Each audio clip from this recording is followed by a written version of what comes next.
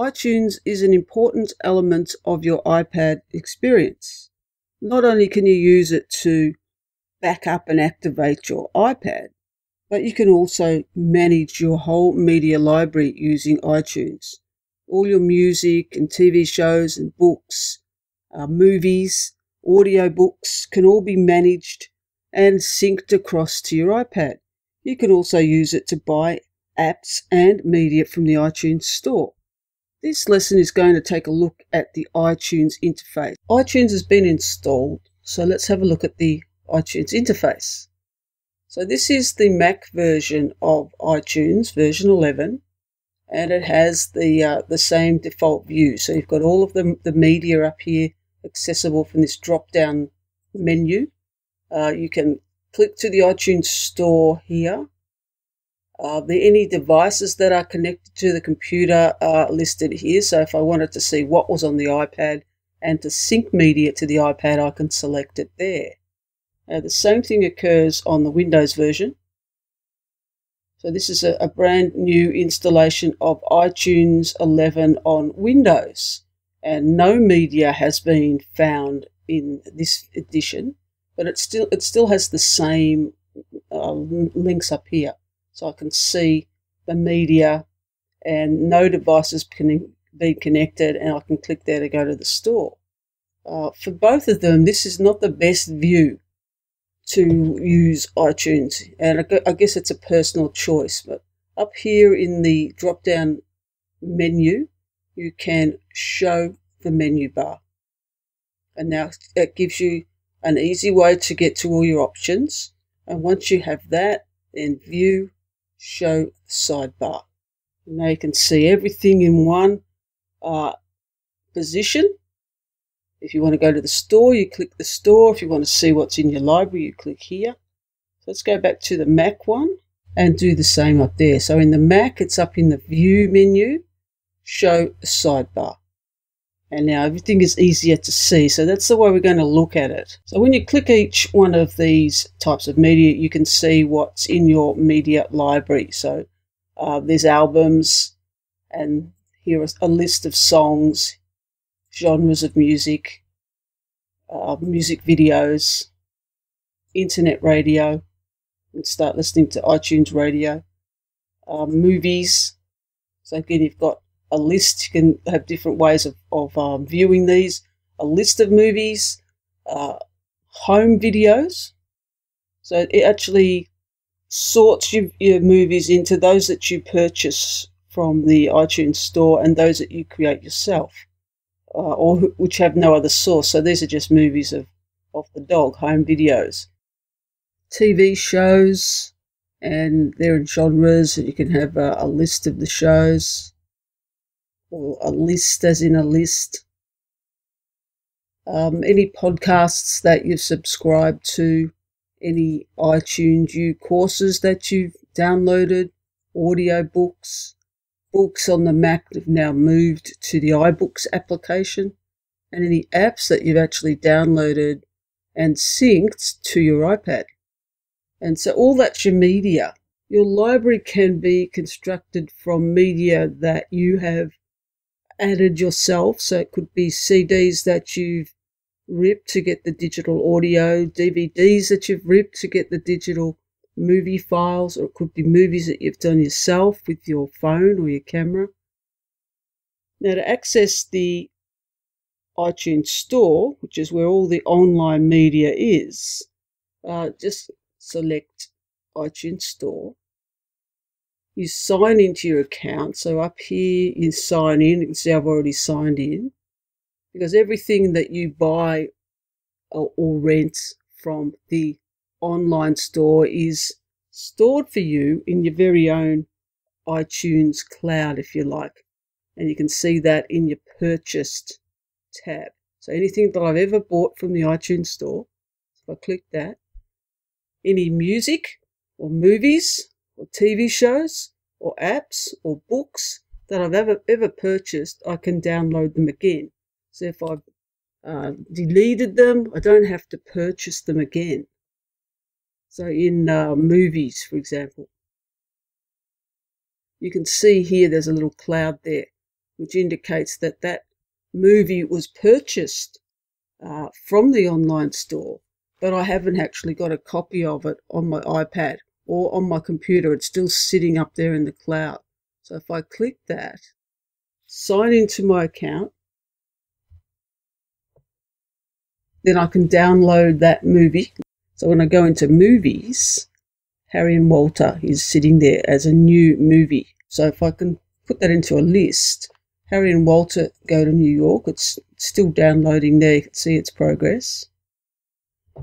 And it gives you the rating, a little bit of information about it. And now if I wanted to, I could sync that movie to my iPad. When I finish with it, just right-click it, delete it. It will disappear from the library sitting on my hard drive, but I can always get it again by going to the iTunes store and purchase, and then go home, back to the main page.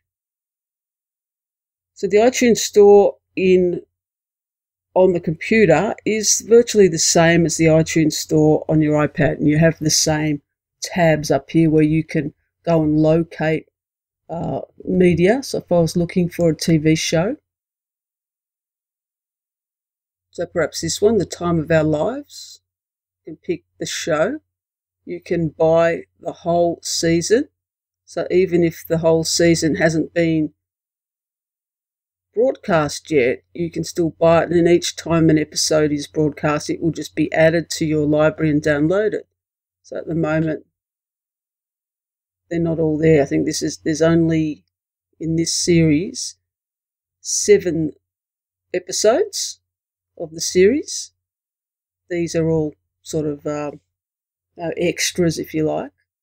But if you wanted that show, you just subscribe to it, or you just download it. You buy the season pass in high definition, standard definition, price changes. Each episode you can get a preview, so when you click that, you get a preview of that episode. You can buy it by the episode, so if you just wanted that episode, you could just click here and putting your password in, you would then purchase it. So you've got to verify it, so it's cancel, so I don't want it. A bit of information there. And then just go back. There's an arrow here, you can go back. So the same with music. You again have over here your quick links, so you can look at what have you already purchased in the form of music, and it'll take you back to this page again. Go back where you were. And everything you buy will be downloaded to the particular library that you have here. So if I was looking at my TV shows and I'm looking for ones that I've purchased, season 6 has been purchased from the iTunes store. You can tell because you get these ratings here. But the issue with buying things from the iTunes store is that you can only watch them if you have the authorization to watch them. So when I right-click here and get info, and it gives me, in the summary, it gives me all of the information about that episode, but it also tells me that it was purchased by me. That's my Apple ID. So it has all this copy protection on it. So I can't take this digital file and give it to somebody else to watch because they haven't. You have to have my account. You have to be authorized. Your system has to be authorized to play those files. And up in your menu, I'm sure where it is, in store, you can authorize the computer to play protected media. So in authorizing the computer, you simply put in your Apple ID and password, and up to 5 computers can be authorized. Now that means devices. So it could be an iPad, an iPhone, and 2 computers and a laptop. So there's 5 devices there in that same household can all watch this authorized content. So if you're sharing your libraries, 5 computers can be authorized, and it stops the piracy. And that's the only issue with buying things from the iTunes store. Now in the iTunes store, again, not only do you get movies and media, but you can also find apps. So you can go into the App Store And you can search for apps for your iPad whilst using iTunes on the computer. So I'm looking for iPad apps, not iPhone apps.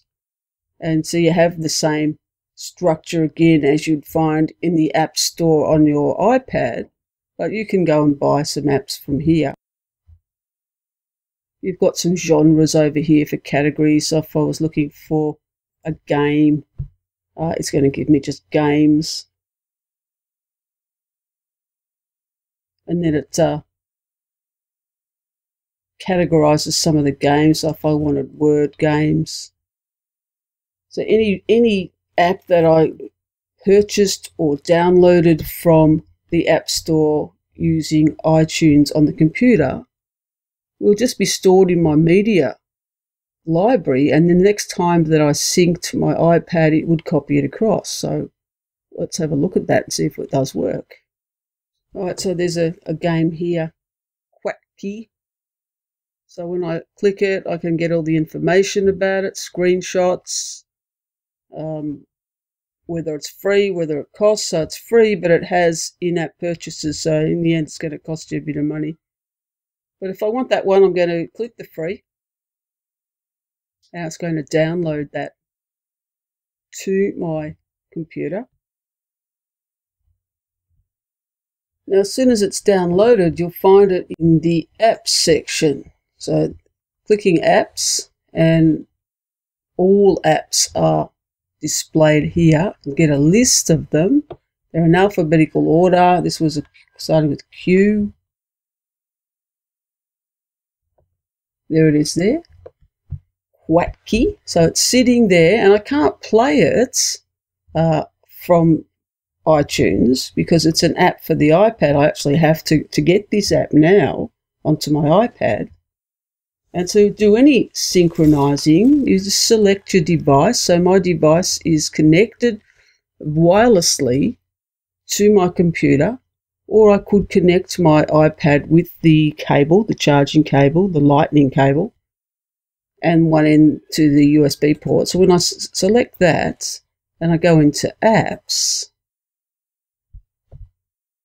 this is where you can synchronize across to your device anything that's sitting in your apps library.